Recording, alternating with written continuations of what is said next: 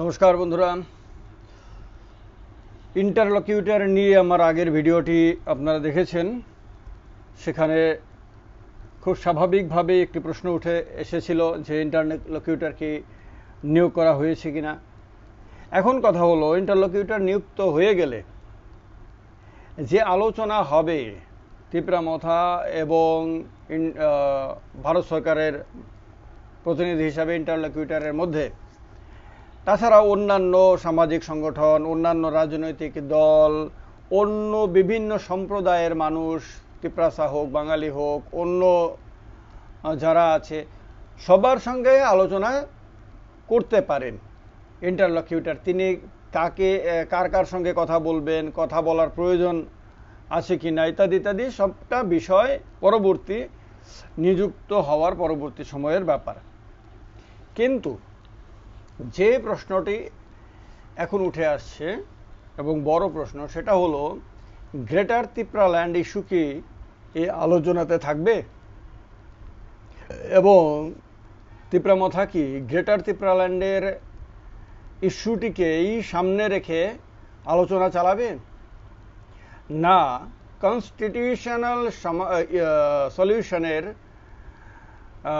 মিনিংটা অন্যরকম, যে তিপ্রাসাদের সার্বিক ডেভেলপমেন্ট, অর্থনৈতিক, রাজনৈতিক, সামাজিক বিভিন্ন রকম ক্ষেত্রে তাদের যে ডেভেলপমেন্ট, সেই ডেভেলপমেন্টের জন্য বিভিন্ন সুযোগ সুবিধা আদায় করাই কি প্রধান হয়ে যাবে, নাকি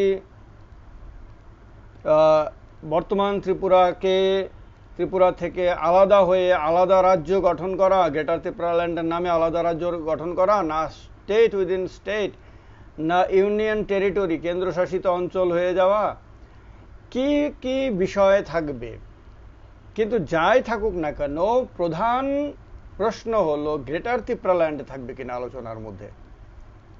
কারণ প্রথম দিকে যখন গ্রেটার ত্রিপুরাল্যান্ড ইস্যুটিকেই সামনে রেখে তিপ্রামথার জন্ম হয়েছিল এবং এটাকে কেন্দ্র করে ত্রিপুরা রাজ্যের তিপ্রাসা জনগণের মধ্যে, বিশেষ করে যুব সম্প্রদায়ের মধ্যে একটা বিরাট উন্মাদনার সৃষ্টি করা হয়েছিল, আশা এবং স্বপ্নের সৃষ্টি করা হয়েছিল, তখন কিন্তু প্রথম দিকে যে ধরনের আলোচনা করা হয়েছিল তাতে গ্রেটার ত্রিপুরাল্যান্ড মানে বোঝানো হয়েছিল যে বরাক ভ্যালির তিপ্রাসা অধ্যুষিত অঞ্চলগুলো, তারপর বাংলাদেশের তিপ্রাসা অধ্যুষিত অঞ্চলগুলো, এরকম বিভিন্ন, সম্ভবত মিজোরামেও কিছু কিছু তিপ্রাসা অধ্যুষিত অঞ্চল, এইরকম বিভিন্ন জায়গা, বিশেষ করে বাংলাদেশে তিপ্রাসা অধ্যুষিত অঞ্চলগুলোকে নিয়ে, যেহেতু বাংলাদেশ আরেকটি স্বাধীন সার্বভৌম রাষ্ট্র, সে মানে বিষয়টি আন্তর্জাতিক হয়ে যায়। কিন্তু যদিও পরবর্তী সময়ে এই ব্যাপারে আর কোনো কথা বলেননি তারা, প্রথম দিকে বলেও পরবর্তী সময়ে এই বিষয়ে একদম নীরব হয়ে যান। এমনকি পার্শ্ববর্তী অন্যান্য রাজ্যের অঞ্চলগুলোর সম্বন্ধেও আর তারা কোনো কথা বলেননি। কোনো ক্ষেত্রে আড়ালে আড়ালে এডিসি এলাকার কথাই বোঝানো হয়, যে এডিসির যে এলাকাগুলো তিপ্রাসা অধ্যুষিত, মানে এডিসির এরিয়াটা টোটালটাই আর কি, যেরকমটা তিপ্রাল্যান্ডের দাবি তুলেছিল আইপিএফটি, এবং সে তিপ্রাল্যান্ডের যে মানচিত্র, সে মানচিত্র মূলত এডিসি মানচিত্র, অনেকটা সেই রকমেরই একটা সম্ভাবনার কথা হালকা হালকা ভাবে পরবর্তী সময় বোঝানো হয়। কিন্তু নির্বাচন পর্যন্ত গ্রেটার ত্রিপুরাল্যান্ডের একটা হালকা হালকা হলেও একটা উচ্চারণ থাকলেও, যদিও ইলেকশনের অনেক আগে থেকেই কনস্টিটিউশনাল সলিউশন কথাটি সামনে নিয়ে আসা হয়, এবং এই কনস্টিটিউশনাল সলিউশন কি হবে তার কোনো ব্যাখ্যা দেওয়া হয়নি। কনস্টিটিউশনাল সলিউশন মানে কি, সেটা গ্রেটার ত্রিপুরাল্যান্ড নামে আলাদা রাজ্য গঠন করা, না গ্রেটার ত্রিপুরাল্যান্ড থেকে সরে এসে অন্য কোনো সুযোগ সুবিধা, অন্য কোনো দাবি যেটা উচ্চারণ করা হয়নি, যেটা বলা হয়নি, সেটাকে আদায় করা। এই বিষয়টিকে মানে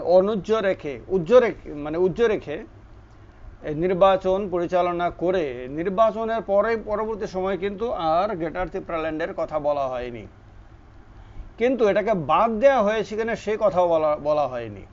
ফলে কনফিউশন রয়েছে, কারণ এই দাবিটা যদিও একটি রাজনৈতিক দলের দাবি প্রথমত, কিন্তু এই দাবিটার প্রভাব কিন্তু সবার উপরে পড়বে, সমগ্র রাজ্যের উপরে পড়বে।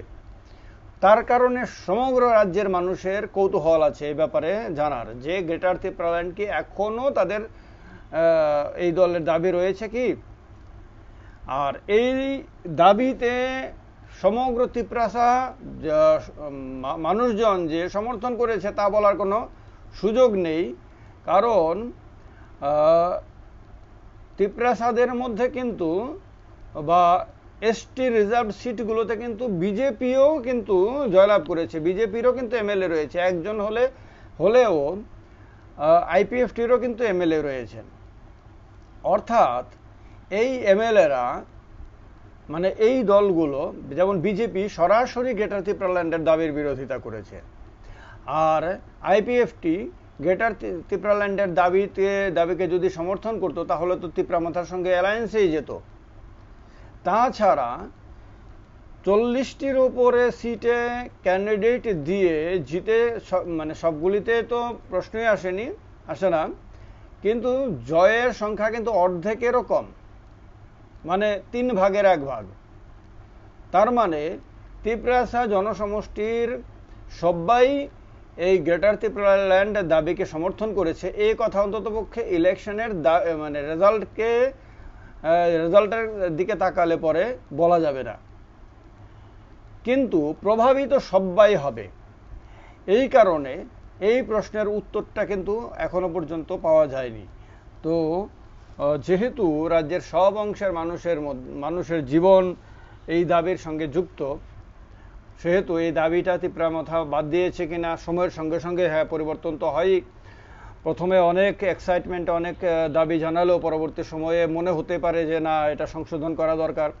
সুতরাং একটা রেসপন্সিবল পলিটিক্যাল পার্টি হিসেবে ত্রিপুরামাথা হয়তো আরও গভীরভাবে চিন্তা ভাবনা করে, দলের নেতারা হয়তো আরও গভীরভাবে চিন্তা ভাবনা করে হয়তো নতুন সিদ্ধান্ত হয়তো নিচ্ছেন, কিন্তু সে ব্যাপারে রাজ্যবাসীকে অবগত করানোটাও প্রয়োজন রয়েছে। কারণ হলো রাজ্যবাসী কিন্তু এগুলি জানতে চায়, কারণ এই ব্যাপারে কৌতূহল রয়েছে, কারণ মানুষ মনে করে, মানুষের কারোর মধ্যে আশঙ্কা রয়েছে, আতঙ্ক রয়েছে যে এই রকম হলে আমাদের কি হবে, ওই রকম হলে আমাদের কি হবে, আমাদের অর্থনৈতিক কি হবে, ব্যবসা বাণিজ্যের কি হবে, আমাদের মানে নানান রকম বিষয় রয়েছে মানুষের মধ্যে, বিশেষ করে যারা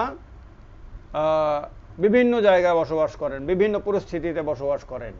সেহেতু তাদের সবাইকে আশ্বস্ত করা এবং তাদেরকে স্পষ্টভাবে বার্তা দেয়া একটা রাজনৈতিক দল, দায়িত্বশীল রাজনৈতিক দল হিসেবে এবং দায়িত্বশীল মানে রাজনৈতিক নেতা হিসাবে তাদের কিন্তু রয়েছে। এটা মানুষ কিন্তু কনফিউশনের মধ্যে রয়েছেন, মানুষের এই কনফিউশন দূর করার দায়িত্ব আমার মনে হয় তাদের রয়েছে।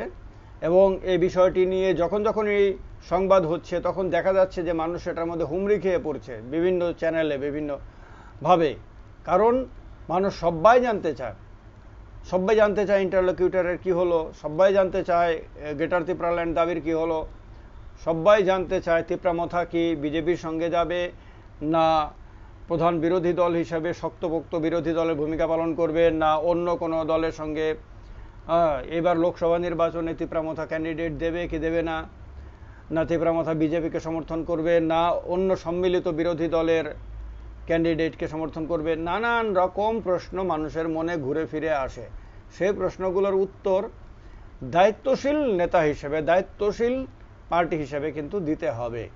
যদি না দেওয়া হয় তাহলে মানুষের মধ্যে কনফিউশন, আর এই কনফিউশন থেকে নানান ধরনের মানে ভুল ধারণা মানুষের মনের মধ্যে জন্ম নেবে। আমার মনে হয় এগুলো নিয়ে ভাবনা চিন্তা দরকার।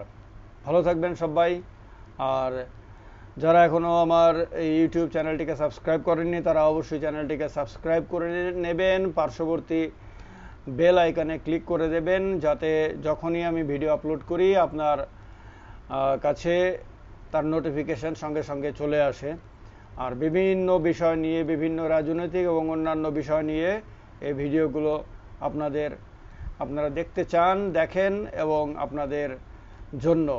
তাই ভালো থাকবেন সবাই, অনেক অনেক ধন্যবাদ। হামবাই।